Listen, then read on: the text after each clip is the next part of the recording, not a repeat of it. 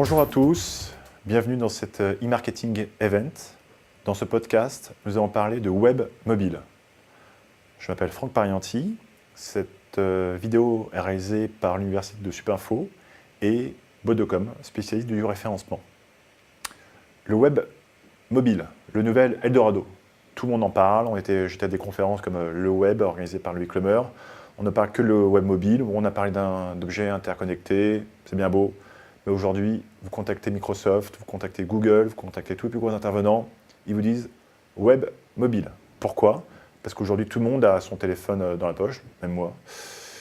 On a des tablettes, on surfe de notre canapé, de notre lit, même si je le déconseille, des transports en commun, partout. On veut pouvoir se connecter à Internet pour aller sur Facebook, travailler, recevoir des emails, consulter la météo, aller sur Google parce qu'on se pose des questions. Donc aujourd'hui, si vous devez mettre en place une stratégie, pensez d'abord au web mobile et ensuite pensez au web classique avec un ordinateur. Le web mobile, qu'est-ce que c'est? Justement, c'est quoi? En fait, ça permet d'adapter des formats d'Internet aux contraintes des téléphones portables. Comme vous l'avez compris, un ordinateur, en voici un. C'est bien, mais c'est lourd. Même si je suis quand même assez léger, ça reste lourd. Et aujourd'hui, une page web doit être réduite pour pouvoir s'afficher sur un écran de téléphone. D'ailleurs, ça tombe bien, on va le montrer. Pas faire de pub.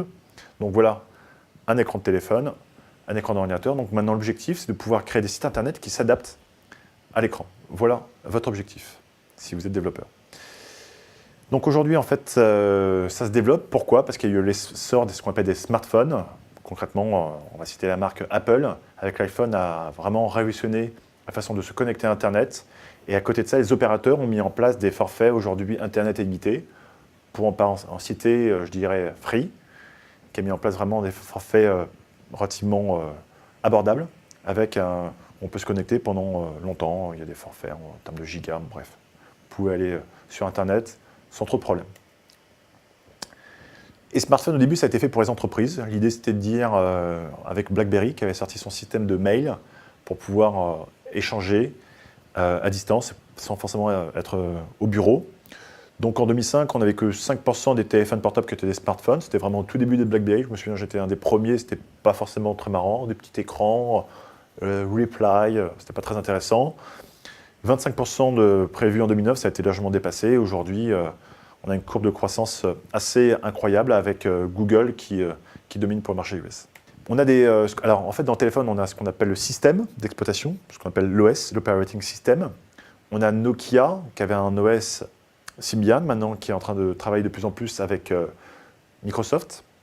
On a Palm, qui a son système WebOS, et on a Apple, qui a un système qui s'appelle iOS. Et le dernier, qui est Android, le système d'exploitation développé par Google, qu'on trouve sur de nombreux téléphones, Samsung, entre autres, HTC. Alors on a aussi des OS génériques, justement, comme je disais, avec Windows Mobile, Google Android et BlackBerry. Android, aujourd'hui, est un des principaux concurrents de iOS, d'Apple. Sa caractéristique, c'est qu'en fait, c'est open source, avec une licence Apache, et vous trouvez le code source d'Android sur le lien que vous voyez, source.android.com/download. L'avantage d'Android, c'est qu'en fait, vous avez une forme de communauté de développeurs, et on a mis en place ce qu'on appelle un SDK pour pouvoir créer des applications, pour pouvoir faire évoluer chacun de notre côté, si vous êtes développeur, Android. Et les applications sont très simples à créer.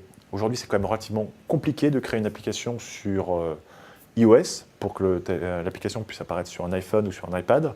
Mais pour Android, c'est quand même beaucoup plus simple. Donc moi, ce que je vous conseille, c'est de commencer par Android. Si vous y arrivez, ensuite, vous pouvez attaquer l'autre marché qui est iOS et puis faire plaisir, si vous le souhaitez, à Microsoft avec Windows Mobile.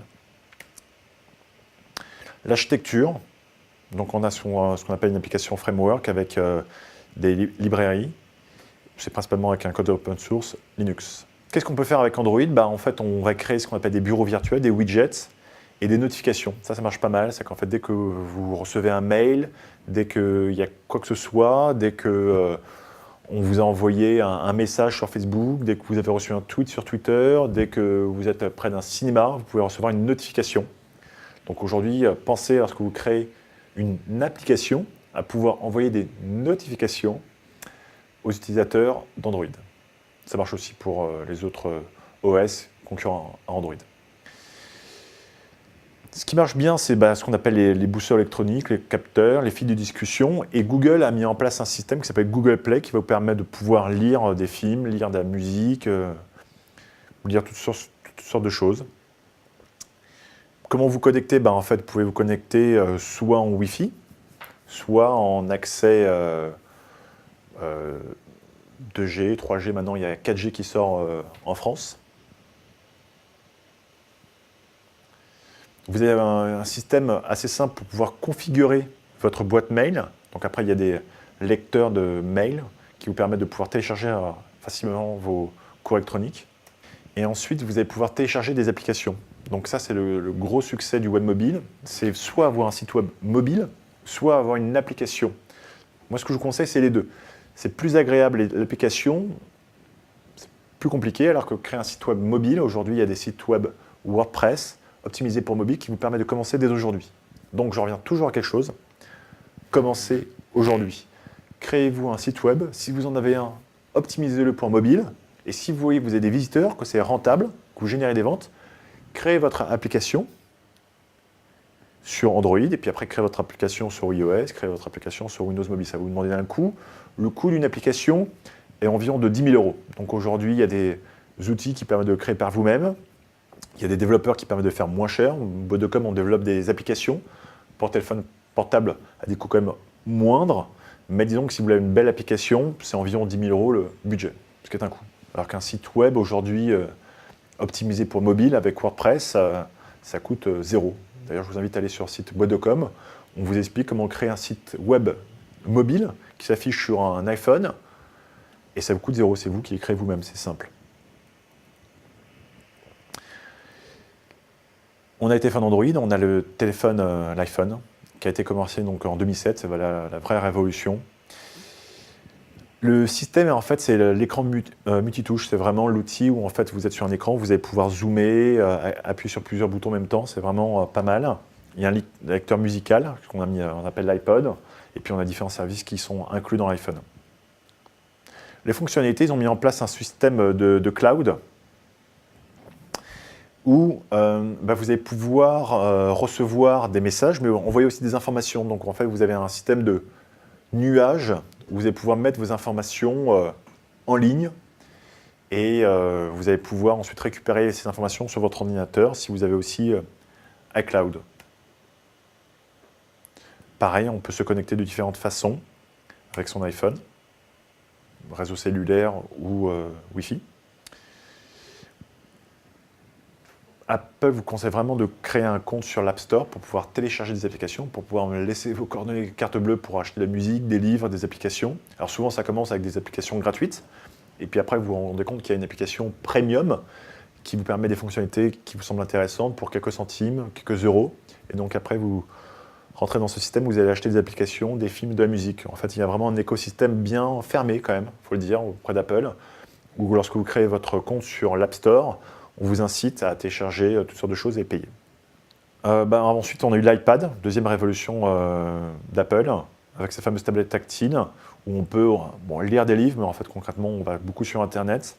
Et aujourd'hui, les gens qui utilisent des iPads sont considérés comme des CSP+, donc des personnes qui ont un fort pouvoir d'achat. Donc, on vous conseille, pareil, de créer des sites web optimisés pour l'iPad et, si possible, créer aussi des applications pour l'iPad. Ça fait beaucoup, hein.